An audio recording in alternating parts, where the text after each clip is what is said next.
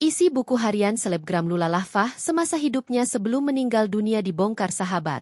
Hal ini diungkap sahabatnya, Risha Brabo lewat Instagram miliknya Risha Brabo. Adapun dalam buku harian tersebut, Lula rutin menuliskan hal-hal apa saja yang dialaminya setiap hari. Lula tampak mengurai curhatan tentang dirinya hingga sahabatnya. Tak cuma itu, Lula juga menceritakan soal sosok sang kekasih, Reza Arab. Membaca curhatan Lula soal Arab itu, sahabat Lula yakni Aukarin pun dibuat terkejut. Aukarin mempertanyakan maksud dari curhatan Lula tersebut. Awalnya buku harian Lula ramai jadi perbincangan usai Risha membagikannya di media sosial. Dalam postingan terbarunya, Risha mengaku bersyukur bisa membaca tulisan Lula di buku harian. Sebab di buku harian tersebut, Lula kerap menuliskan tentang Risha dan kebaikannya.